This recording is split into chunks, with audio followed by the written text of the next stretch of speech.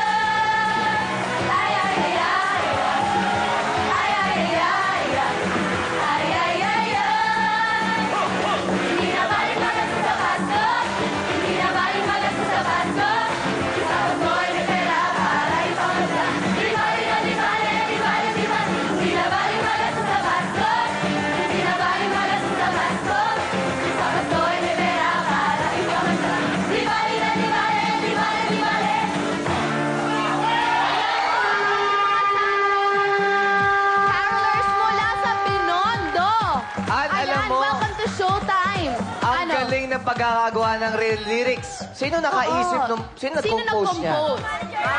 Sino? Salary manager po namin, si Willie Sakdala.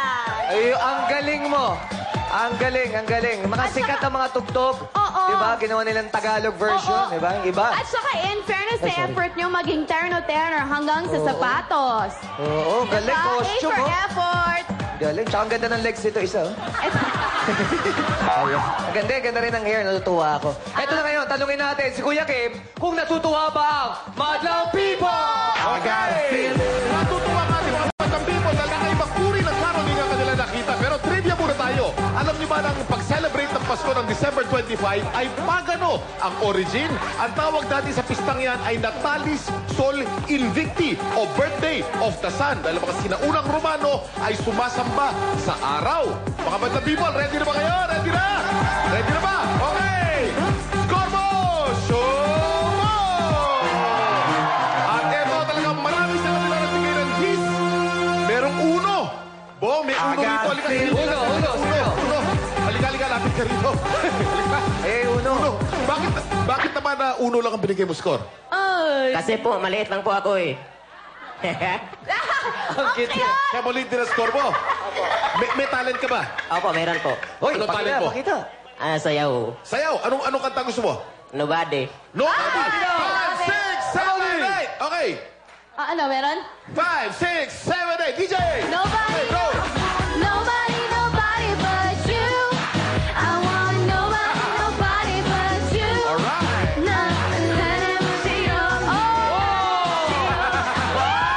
Wait lang, Kuya Kim. Bigay mo pa, sige pa. Bigay mo pa. Yan. Okay.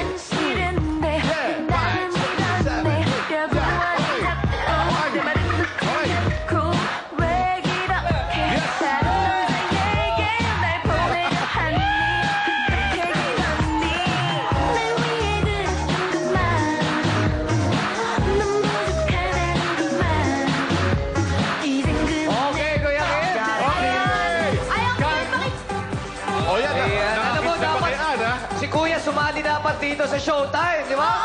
Dapat magtawag siya ng mga At grupo saka, hindi niya. lang yan, Bong, ha? Oh. Dahil maliit lang siya, maliit lang sweldo mo. Ayos lang. Okay, ngayon, tanongin natin yung mga hurado. Mensahe. Nakakaaliw ang dating nyo, kakaiba, kaya naman bonggang-bongga. Parang yung outfit ko lang sa Plains and Prince yan eh. O, ayan. Galing. Okay, ready. Totoo yun. Bukod sa, syempre, ang sexy nyo na, ang gaganda nyo pang lahat.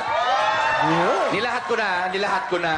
Lahat kayo magaganda. Kaya maganda ang score nyo. Eto, Ang bait talaga ng ating mga hurado. Ano? Ayana, hindi ko masyado nadinig yung boses niyo. Mahina ata yung mic dito ang dating mahina. Sa bulaklak mo yan.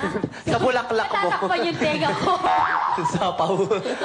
Pero dahil nga sa hindi lang kayo sayaw, original pa yung mga songs nyo, kaya dapat lang bigyan kayo ng mataas na score. Ayan. Alam mo, ang bait talaga ng mga hurado na to. Hindi ko na to kinakaya. Si Brad Pitt. Oo, yung legs nga ng isa, no? Parang kamoting kahoy na bagong hukay. Alam mo siya mag-vote out sa'yo, Brad Pitt.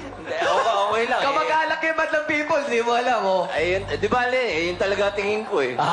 Di bale, ito, dahil doon sa plus nyo sa akin yung lyrics na ginawa nyo, may effort, so okay sa akin yun. Ayan ang score nyo. Yan. Vice? Kanina niyo pa ino-okray yung kapatid ko na yan. Maganda naman siya. Direct i-focus mo nga yan. Oh. Ang ganda ng mukha, oh. Ikaw. Forward. Oh. Di ba? Ngayon ko lang na-realize na bakla na pala si Berwin.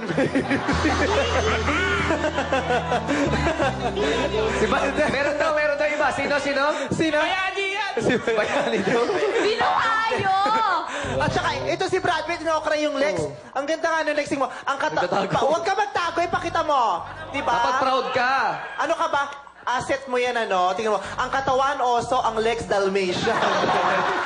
Bongga! I love it! Puro breaklands. Pero natuwa ako dito kay Payat na girl. Ganyan-ganyan ako nung kabataan ko. Ganyan ako kapayat. Ito si ate, ito. Nung tumabi ka dun sa malaking bading, yung ulo mo nagmukhang bubog lang. Sa sobrang laki niya. Diba? At maganda ang legs, ang nipis pang supermodel. Yun nga lang, iwasang luluhod sa mga... iwasang lumuhod sa mga ihawan. Pero bongga. Ang performance, bongga. Original, ang lyrics, original ang ginawa. Walang ginaya. Totoong mga bakla, walang nagbakla-baklaan. Bongga, I love it. 9 ang binigay naman. Ngayon naman, sinong nasa waiting list? Kuya Kim, pasok! I got a feel. Okay! Kasama po rin natin ngayon ang ating mga nasa waiting list. Sila po ang mga nag-audition pero hindi masyadong pinalad. Pero ngayon, magkakaroon sila ng pagkakataon kung mabubunot ang kanilang mga pangalan, magkakaroon sila ng pagkakataon na magtanghal sa entablado sa harap ng ating mga hurado. At bigyan natin ng acknowledgement no, unang-una from San Andres, Manila, mga batang mama.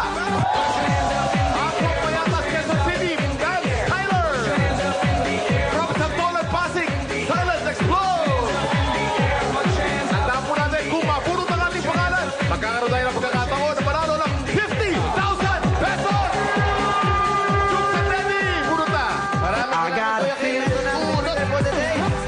Happy viewing pala kay Tita Nen ng Las Vegas, Nevada, sabi ni Colleen. Eto na! Para Jukes, umpisa na natin! Eto na ang mapalad na magkakaroon ng second chance para sa araw na to. Congratulations! Dan Styler! Abangan natin ang performance nila sa pagbabalik ng Your Show! Your Time!